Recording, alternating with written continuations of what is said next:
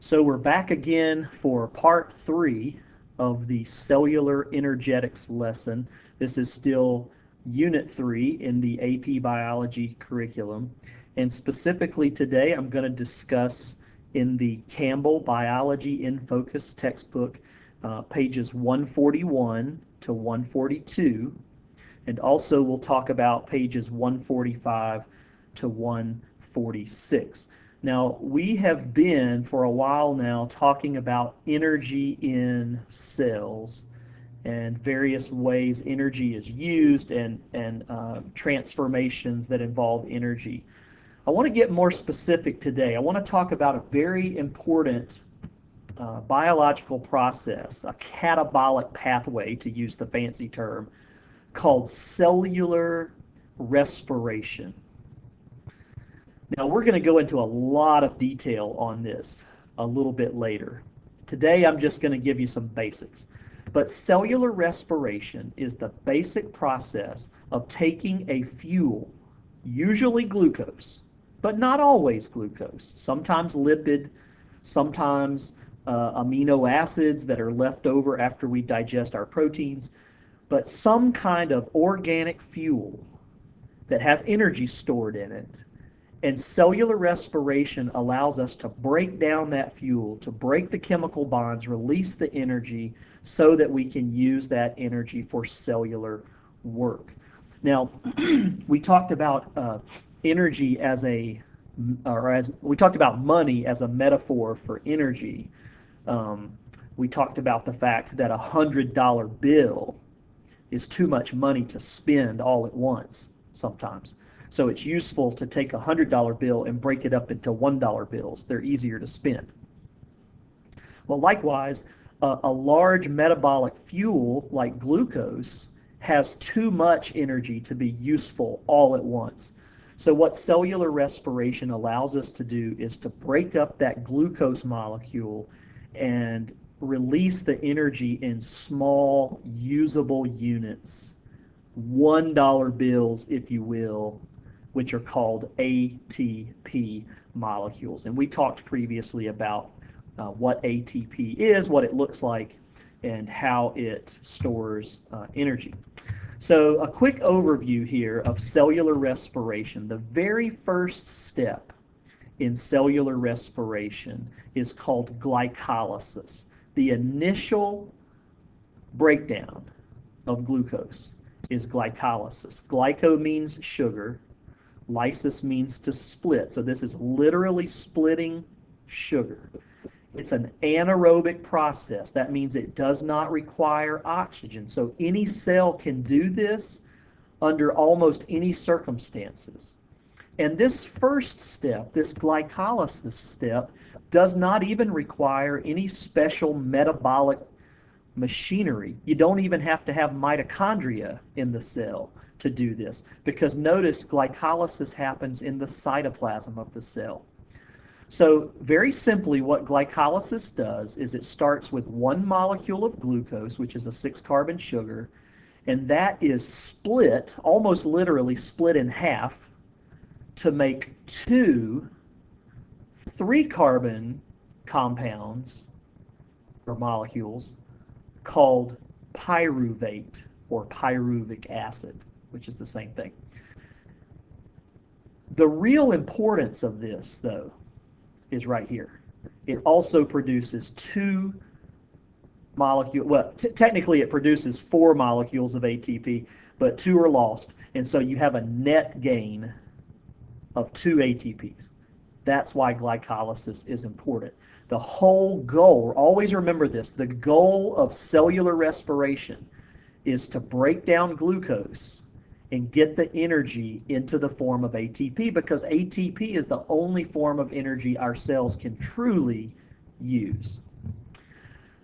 Now, there's a process that has evolved in many different types of organisms that allows glycolysis to continue even during periods where the cell is lacking in oxygen.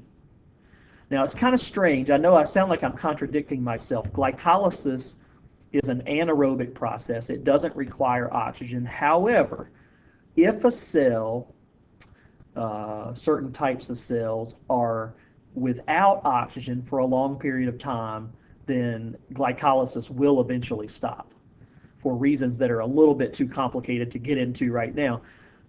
So fermentation pathways have evolved to allow glycolysis to continue even in the absence of oxygen. We're going to explore that in the next lesson. We're going to spend most of our time for the rest of this unit talking about aerobic cellular respiration, which is the utilization of oxygen to finish what glycolysis started. You know, glycolysis breaks glucose in half, but it only makes a couple of ATPs. Well, if the cell has mitochondria, like if it's an animal cell or a plant cell or a fungus cell or a protist cell that's eukaryotic and it has mitochondria, that breakdown of glucose can now be completed using oxygen, and it's a very efficient release of energy, producing a total of 38 ATPs. And so there's a lot that we can get into. I'm really just trying to scratch the surface here. So to give you a quick overview, whenever we're going to break down glucose to try to make some ATP, the first step is always glycolysis. Glycolysis, the process glycolysis will split glucose in half to make 2 molecules of pyruvic acid. Remember, that can also be called pyruvate. Same thing. And it doesn't show it on here, but this glycolysis process also produces 2 ATPs. Now, that's not very much. That's not a lot of ATP, and that's not likely to satisfy the energy requirement of the cell. But look, if oxygen is present in the cell, if the cell has plenty of oxygen, and also if the cell has mitochondria, that's important, then those 2 pyruvic acids can move into the mitochondrion where aerobic cellular respiration takes place. And that's a multi-step process that produces 38 ATPs along with some carbon dioxide and water molecules, which are leftover waste products. If the cell does not have oxygen available, then this over here is not an option. If oxygen is not present, those 2 pyruvic acids are processed through a different pathway called fermentation. There's 2 types. There's something called alcoholic fermentation, and there's something called lactic acid fermentation. They have different products, different end results, but these 2 pathways basically allow glycolysis to continue so that the cell is at least getting some energy, a little bit of ATP. Okay, so what it boils down to is there are 3 different respiratory pathways, or 3 different ways cellular respiration can occur. And it depends what type of cell we're talking about, you know, whether it's an animal cell versus, say, a yeast cell or some type of bacterial cell. So it depends whether the cell has mitochondria or not. And it also depends on whether or not oxygen is available in the cell. So the 3 types of cellular respiration that we're going to discuss today are aerobic cellular respiration, lactic acid fermentation, which is anaerobic. That means it never requires any oxygen. Alcoholic fermentation is the third, and it is also an anaerobic form of respiration. So let's talk about them one at a time. So when we're talking about aerobic respiration, aerobic means oxygen is required. It can only happen when oxygen is available in the cell. So who does this? What kinds of organisms are capable of aerobic respiration? Look at this, all eukaryotes. So that's animal cells like us, but it's also plant cells and fungus cells and protists like a paramecium or an amoeba. There are a few, very few prokaryotes. There are a very few prokaryotes that can do aerobic respiration. But most prokaryotes cannot, because notice where this happens. It happens in the mitochondrion. Well, prokaryotes don't have mitochondria. Nevertheless, some prokaryotes have still figured out a way to do this just in the cytoplasm. But when we talk about aerobic respiration, we're mainly talking about cells that do have mitochondria. So that's eukaryotes, including both plant cells and animal cells. When does this happen? Well, most of the time. Right now, every cell in your body is doing aerobic cellular respiration. So when I say with confidence that aerobic respiration is occurring in your body, in your cells right now, it's because I'm assuming that you are not currently exercising. You're not running right now. I'm assuming you're sitting in front of your computer. You're not out of breath. Your respiratory system and your circulatory system, I hope, are functioning normally. So you are delivering oxygen to all the cells of your body very efficiently. And as long as your cells have plenty of oxygen, this is how they're going to do respiration. It's the preferred way to do it because it produces the most number of ATPs. Remember, those are the little $1 bills. Those are the energy molecules that we actually need. Now, suppose you were to get up right now and go outside and start running as fast as you can run. When you are exercising vigorously like that, even though your heart's pumping fast and your lungs are breathing as fast as they can, what's going to happen when you have a burst of activity, when you truly are sprinting or swimming as fast as you can swim, really exerting yourself, your muscle cells are going to consume oxygen faster than your circulatory system and your respiratory system can put it back. You're simply going to use up oxygen faster than you can supply it. And we call that oxygen debt.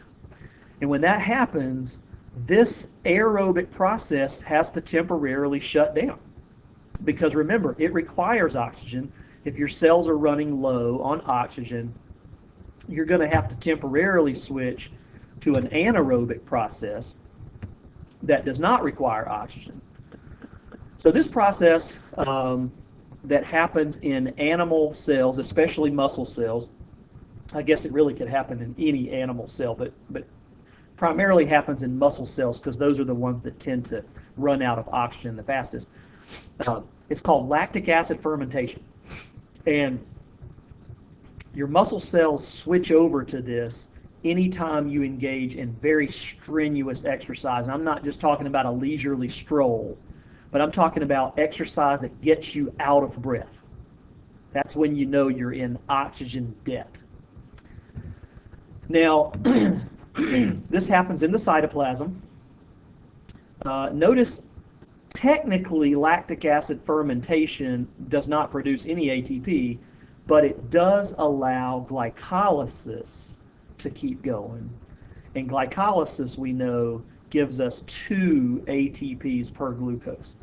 The point is, this is not a very efficient process. This is never meant to be your primary mode of breaking down sugar because it only gives you 2 ATPs per glucose. So it's very inefficient. And it's only going to keep your cells operating for a short time. The other thing about lactic acid fermentation is it produces a pretty nasty byproduct called lactic acid, which builds up in your muscles and makes them hurt. It makes them burn. It makes them feel tired. So that feeling that we've all felt where you've been running as fast as you can and your muscles are just screaming at you, I've got to stop running, I can't stand this anymore. That is lactic acid. It's a good thing because if you were not capable of lactic acid fermentation, if you didn't have that as a metabolic pathway, then every time you got out of breath, you would collapse and die, because whenever you ran low on oxygen, you would be completely unable to make ATP. In other words, if aerobic respiration was your only way to burn sugar, then every single time you got out of breath, you would be in real trouble. So lactic acid fermentation allows us to survive. It allows us to keep sprinting. It allows us to have these bursts of strenuous output without just keeling over and dying. So that's a good thing. Now, notice animal muscle cells are not the only cells that do lactic acid fermentation. That was just my first example. There are some species of bacteria that carry out this process. So these bacteria, if you feed sugar to them in the absence of oxygen, in a low oxygen environment, they will convert the sugar into lactic acid. And when we add these bacteria to milk, the production of lactic acid from the bacteria causes the pH of the milk to change. It lowers the pH. It causes the liquid milk to congeal and turn into a semi-solid, and that's what cheese and yogurt are. Cheese and yogurt both are made by adding lactic acid bacteria to milk. And the bacteria are just carrying out the only process that they know how to do to survive and to make ATP. Now, humans have also learned to exploit a third respiratory pathway. This third one is called alcoholic fermentation. And please know this, of the three, this is the one you and I cannot do. Your cells, human cells, animal cells, cannot do alcoholic fermentation. That's a good thing, because if you could, then you could just hold your breath and do about 15 jumping jacks and you'd be drunk as a skunk. Because the product, one of the products of alcoholic fermentation is alcohol. It's called ethanol. It's a type of alcohol. So what is this? Well, this is something that yeast cells do. Yeast is a type of fungus. Okay, yeast cells and some species of bacteria can do this also.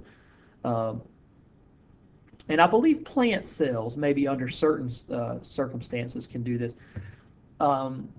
It's an anaerobic process, so if those yeast cells or the bacteria are trying to break down glucose in a low oxygen environment, the sugar will be converted into alcohol. Alcohol is really just a waste product, but notice what it does. It produces 2 ATPs, the same amount that we got from lactic acid fermentation. Technically, those are coming from the process of glycolysis. But fermentation allows the glycolysis to occur, and it produces a little bit of ATP, enough to keep that yeast cell alive so it can survive, at least for a while, in that low oxygen environment. Now, humans, I said humans have exploited this. Humans have figured out how to use this pathway for our own purposes. You can take sugar from wheat and barley and add yeast to the sugar in an airtight container, and you get beer. Or you can take sugar from grapes and put it with yeast in an airtight container, and you'll get wine.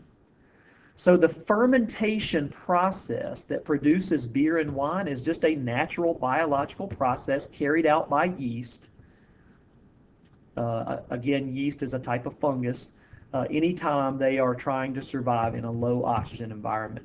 By the way, alcoholic fermentation also produces a gas, carbon dioxide, which is the reason yeast is often added to bread dough. The carbon dioxide is what makes the bread rise before it's baked. So we'll talk more about how that works a little later. So I wanted to well, this isn't the very last thing, but one of the last things I wanted to talk about today is the relationship between two metabolic processes that are really important in biology. Cellular respiration, which we've already been discussing, and photosynthesis. And I want you to see how these two processes are essentially opposites, almost exactly opposites, and how they sort of feed into one another. So in this top part, you're looking at a chloroplast. This would be an organelle inside a plant cell. This is where photosynthesis takes place. Photosynthesis uses energy from the sun, and it uses the chemical components carbon dioxide and water. And what does photosynthesis make? It makes glucose and oxygen. Those are the products. So for photosynthesis, we would say the reactants are carbon dioxide and water. The products, look at where the arrow is pointing, the products are glucose and oxygen. Now, cellular respiration does the opposite. This is a mitochondrion, which would be found in an animal cell or a plant cell, or any eukaryotic cell. What it does is the process called aerobic cellular respiration.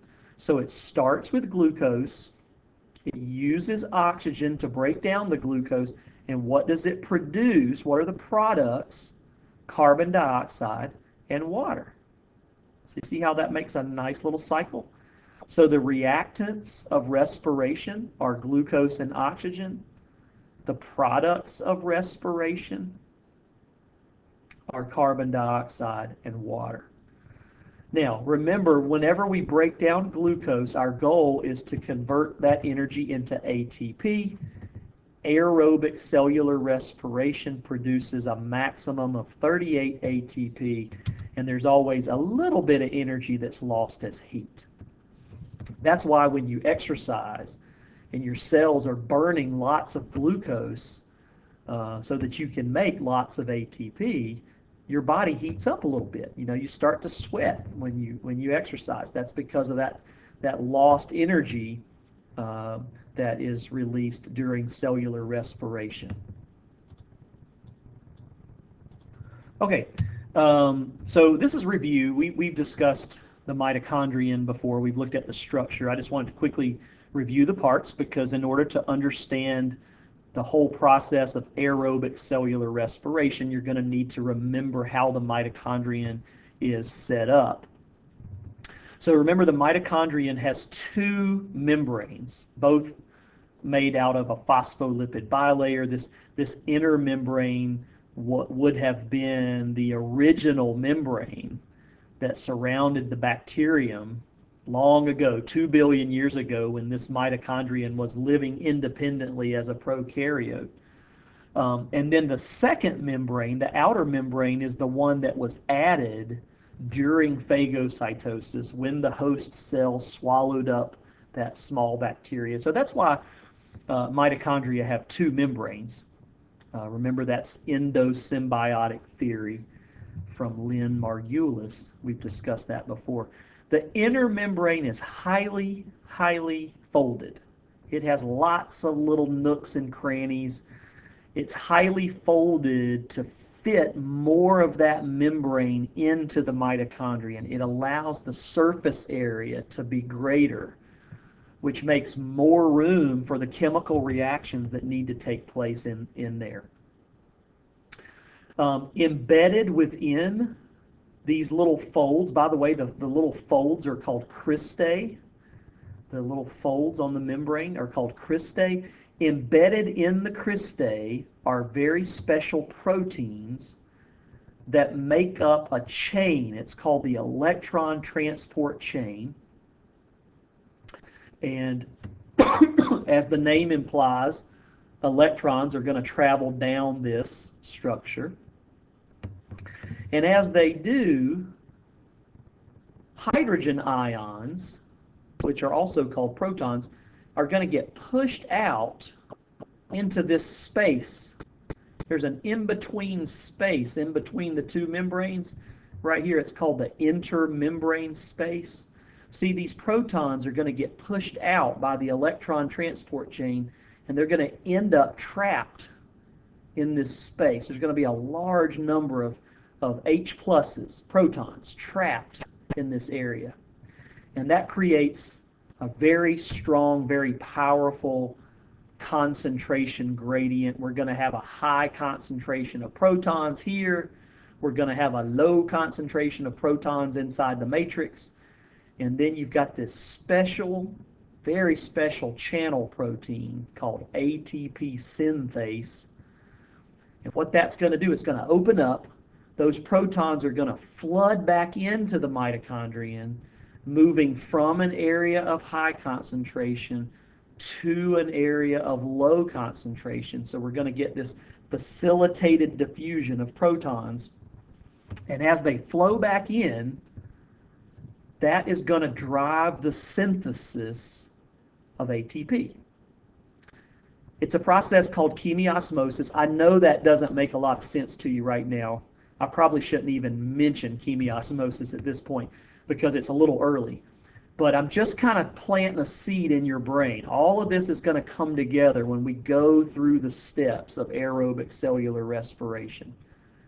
For now, I just wanted to remind you of the structure and just kind of plant this seed of chemiosmosis in your brain. We'll talk about it more later. Now, I'm going to end with this. I've got some terminology, and it's confusing. You've already probably seen this if you've attempted to read the text in the textbook. There's a lot of chemistry terminology that's woven into this discussion of cellular respiration, and you just got to get used to it. Don't be intimidated by these terms. You're going to often hear the term oxidation or oxidize and reduction or reduce. So I guess oxidize and reduce, those would be the verb forms. And then oxidation and reduction, those would be the noun forms. But anytime you hear about something being oxidized, what that means is electrons are being lost. Anytime a molecule has lost electrons, we say it has been oxidized. It usually means hydrogen atoms are also lost. It means a bond, at least one bond has been broken, a covalent bond, and it usually means energy is being released. So an example would be a molecule called NAD. We're going to talk a lot about NAD soon. Notice this NAD has a positive charge. That's because it has lost an electron. This is the oxidized form. NADH is the same molecule, but this is the reduced form. So when we say NADH has been reduced, that means it has gained an electron or multiple electrons possibly. It has gained hydrogen. See, it didn't have hydrogen over here. It gained hydrogen. And that's going to mean we're going to have to bond that hydrogen onto the molecule. So a bond is being formed. Energy is being stored.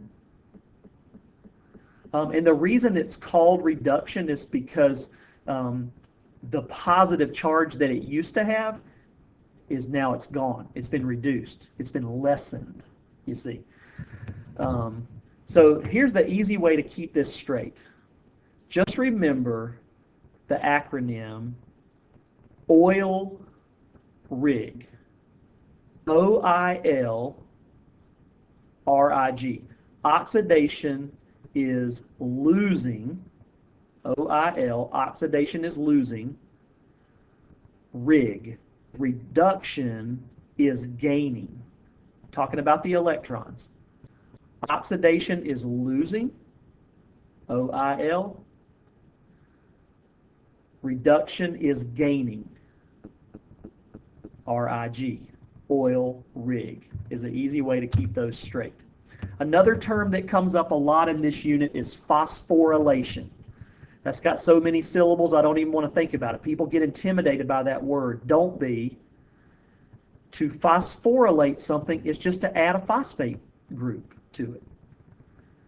We've already talked about phosphorylation. We talked about how the molecule ADP, which has two phosphates, can have a third phosphate added to it, and it becomes ATP. Phosphorylation is just having a phosphate added on to a molecule. Usually it means adding a phosphate onto ADP. Now there's three different ways this can happen, and here's where it really gets confusing. When phosphorylation occurs, it can happen three ways. And this is really intimidating, I know, but substrate level phosphorylation is when an enzyme grabs the ADP and sticks a phosphate onto it. The ADP fits into the active site of the enzyme, and a phosphate is directly added onto it, turning it into ATP.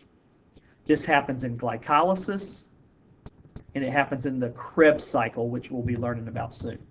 Substrate level phosphorylation, when an enzyme directly adds a phosphate onto ADP. Now here's another way it can happen. And feel free to pause this to write it down. You can back it up and watch it again. I know I'm going fast.